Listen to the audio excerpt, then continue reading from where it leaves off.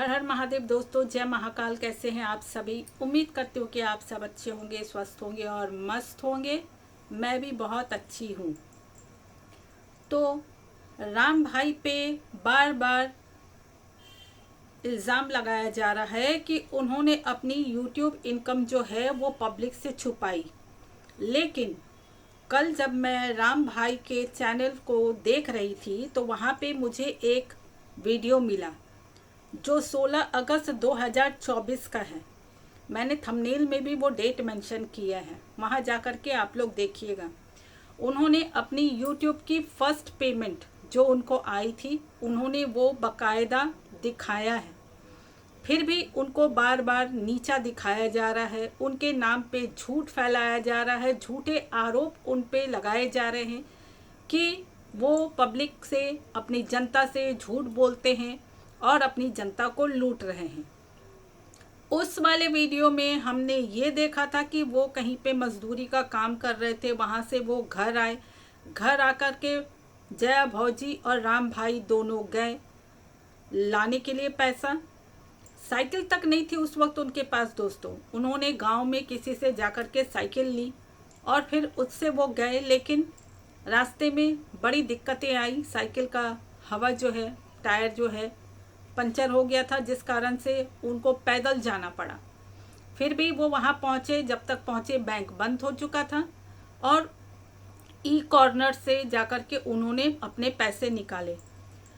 Market में उन्होंने जया जी से पूछा कि कुछ शॉपिंग करनी है, कुछ सामान खरीदना है, लेकिन हमारी जया भौजी समझदारी उनमें इतनी है कि उन्होंने कहा कि नहीं, कौन सा सामान ले और अभी कुछ नहीं लेना है। क्यों? क्योंकि उनको पता है कि उनके हालात कैसे हैं। और पहला यूट्यूब इनकम आया, इसका मतलब तो ये नहीं कि पूरी तरह से पैसे जो है लुटा पटा के, उड़ा पड़ा के घर चले आओ। नहीं, उन्होंने मार्केट में कुछ नहीं खरीदा। थोड़े से लड्डू लिए और बिट्टी के लिए 2 पैकेट बिस्किट लिया, लेकर के घर वापस आए।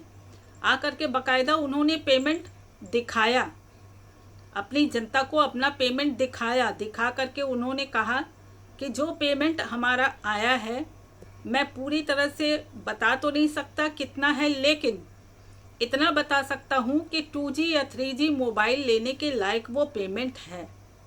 यानी कि अंदाज़ा लगाया जाए तो पहली यूट्यूब इनकम जो आई थी उनकी, वो 6-7 हज़ार के आसपास होगी। तो राम भाई पे ये जो आरोप लगाया जा रहा है कि उन्होंने झूठ बोला, पेमेंट नहीं बताया, विद प्रूफ मैं वो वीडियो का डेट भी मेंशन कर रही हूँ, 16 अगस्त 2024। जा कर के आप लोग देखिए। और ये टकला गैंग जो हर वक्त राम भाई के पीछे हाथ धो करके पड़ी है कि किसी तरह से उसको इतना नीचे गिराओ, इतना नीचे गिराओ कि उसके वीडियोस जो हैं वो चलना बंद हो जाए। तो टकला, एक बात बता दूं तुझे, बुराई करने वाले लोग चाहे जितना भी बुरा करने की कोशिश करे ना, अगर ईश्वर का हाथ सर पे रहता है ना, तो कोई किसी का बाल बांका नहीं कर सकता। ये चीज़ याद रखना। और झूठ के रास्ते पे चल के जो नाम कमाता है, इज्जत कमाता है, वो तेरे तरह ही लुढ़क करके सीधा औंधे मुंह सड़क पे गिरता है। और जब सड़क पे गिरता है ना, तो फिर उसको उठाने वाला कोई नहीं होता, समझी? तो इस तरह के झूठे इल्ज़ाम जो तू लगा रही है लोगों पे, चाहे वो राम भाई हो, चाहे उनके सब्सक्राइबर्स हो, कौन सा तूने अपनी शराफत दिखाई, ज़रा बताना। तू तो सबको इंस्टाग्राम पे इनवाइट करती है, इनवाइट कर कर के बस तेरा एक ही धंधा है कि इंस्टाग्राम पे आओ, इंस्टाग्राम पे आओ। क्यों भाई? सब्सक्राइबर्स को इंस्टाग्राम पे क्यों जोड़ना, ज़रा बता। हमारे भी सब्सक्राइबर्स हैं, हम तो कभी नहीं कहते कि आइए इंस्टाग्राम पे आकर के जुड़िए।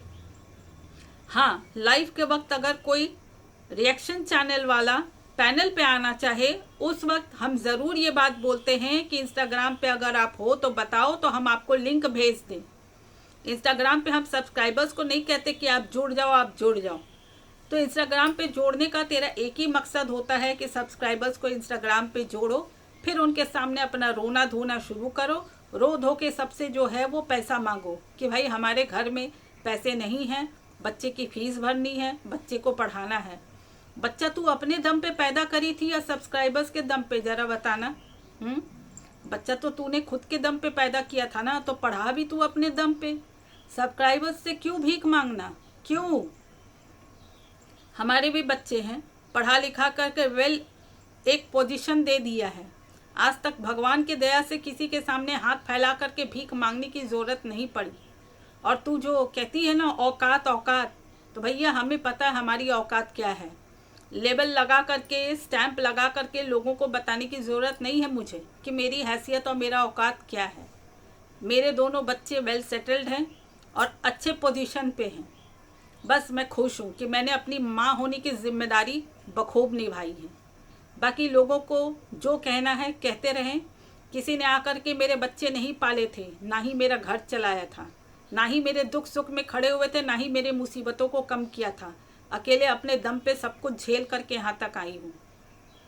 इसीलिए ये जो फालतू की बकवास जो तुम लोग करते हो ना, बस तुम लोग अपने आप को खुश करने के लिए करते हो। अपने अंदर की जो कमियां हैं ना, उस पर पर्दा डालने के लिए दूसरों पे उंगली उठाना है तुम लोगों को।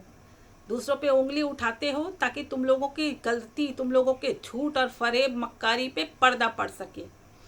तो ये जो टीन का चश्मा पहना करके रखा है ना तुमने सब्सक्राइबर्स के आंखों में, जिस दिन वो टीन का चश्मा उतरेगा, उस दिन जो लोग समझदार होंगे खुद वहाँ से निकल करके चले आएंगे। तो दोस्तों, इसको समझाना और ना समझाना अपनी एनर्जी वेस्ट करने के बराबर है। ये टकला हर वक्त राम भाई को नीचा गिराने के लिए एकदम तत्पर रहती है और कहती है कि मेरा प्रमोशन राम भाई ने किया। अरे भाई, मैं थोड़ी गई थी राम भाई को बोलने कि राम भाई आप मेरा प्रमोशन करो। उनकी खुशी, उनकी मर्जी, उन्होंने अगर मेरे चैनल का प्रमोशन किया तो कौन से मेरे धड़धड़ा करके 10K सब्सक्राइबर्स हो गए। देख ले जा करके मेरे चैनल पे कितने सब्सक्राइबर्स हैं। और मैं दौड़ करके वो खरगोश और कछुए की रेस में नहीं दौड़ रही हूँ। आराम से, धीरे धीरे, प्यार से अपना काम कर रही हूँ। मेरे किस्मत में होगा तो ऊपर भोलेनाथ ज़रूर देंगे। मैं अपनी किस्मत से ज़्यादा कभी भी एक्सपेक्ट नहीं करती। सब कुछ उनके ऊपर छोड़ रखा है। उनकी जब मर्जी होगी उनका आशीर्वाद ज़रूर बरसेगा मेरे ऊपर। ठीक है। तो दोस्तों, कल एक वीडियो आया हमारी जया भौजी का। दोनों बहनों में इतना प्यार है कि क्या ही बताएं। दीदी जी ने वीडियो रिकॉर्डिंग करी जब जया जी मशरूम तोड़ रही थी। तो गांव की बात क्या ही कहें। गांव के दिन सुहाने और रात भी उतनी सुहावनी होती है। गांव जैसा सुख शहरों में नहीं है। और गांव का वो हरा भरा हरियाली चारों तरफ, और वो बहता हुआ नहर, खेत खलिहान देख करके दिल जो है वो एकदम खुश हो जाता है। हमारी जया भौजी गई, उन्होंने मशरूम तोड़ा। तोड़ करके दोनों बहन हंसते खिलखिलाते वहाँ से लौट करके घर आई। बकायदा उन्होंने मशरूम की सब्जी बनाई, बड़े प्रेम से बैठ करके पूरे परिवार ने खाया। और एक चीज़ मैंने नोटिस किया कि जया भाभी जब खाना बना रही थी तो उनकी माताजी वहीं पास में बैठ करके उनको समझा रही थी, बता रही थी कि किस चीज़ में कितना मसाला डालना है, क्या करना है, कैसे बनाना है। तो ये होते हैं माँ का प्यार और बच्चों का संस्कार, जो आज तक अपनी माँ की बात को ये लोग टाल मटोल नहीं करते। अपनी माता की हर बात को सुनते हैं। दोनों बहनों में इतना अच्छा संस्कार दिया है इनके माँ बाप ने।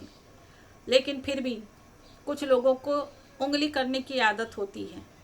तो जया भाभी के चरित्र पे भी उंगली किया जाता है। कलुट्ठी है, भगौड़ी है, जीजा के साथ इसका रिश्ता है। तो तुम लोग बताओ ना, तुम लोगों का रिश्ता कहाँ कहाँ है? कहाँ कहाँ है तुम लोगों का रिश्ता? मतलब अगर जया जी अपने मायके में हैं, खुश हैं, वो भी इन लोगों को आंख में किरकिरी की तरह चुभ रही है। अब क्या ही कहें। ये हम लोगों को कहती है कि हम लोग राम के नाम पे पैसे कमा रहे हैं। तो तू क्या कर रही है? तू भी तो दिन रात राम का नाम भजन कर रही है। अच्छे वे में ले या गलत वे में ले, नाम तो ले रही है। तेरे भी कटोरे में डॉलरवा आ रहा है राम के वजह से ही। वीडियोस बनाती है, व्यूज़ जाते हैं, तो काउंट तो होता है ना। दूसरों पे उंगली उठाने के पहले खुद को देखा करो कि तुम लोगों के अंदर जो है ना, अंदर से निकलती है भाषा, उस भाषा को ज़रा गौर से सुना करो। रात में जब शांत रहता ना माहौल, हेडफोन लगा करके सुना करो।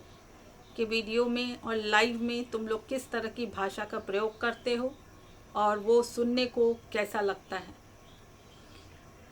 तो दोस्तों, जितना बोलूं उतना कम है, लेकिन फिर भी राम भाई के सपोर्ट में अगर वीडियो बना रहे हैं तो बनाएंगे, और सच्चाई जो है वो इसी तरह निकाल करके पब्लिक के सामने पेश करते रहेंगे। तो वीडियो पे अगर आप लोग पहली बार आए हैं चैनल पे, तो चैनल को सब्सक्राइब करना ना भूलें, बेल नोटिफिकेशन ऑन कर लें, और वीडियो अच्छा लगा हो तो एक लाइक कीजिए और कमेंट छोड़िए। शाम को 7 बजे मैं लाइव आऊँगी, तो कम्युनिटी पोस्ट भी डाल दूँगी। आप लोग प्लीज़ लाइव में आइएगा, अपनी अपनी राय ज़रूर रखिएगा। मिलती हूँ आपसे, और राम भाई का सपोर्ट आप लोग भी इसी तरह कीजिए। तो Har Har Mahadev, bye bye and take care.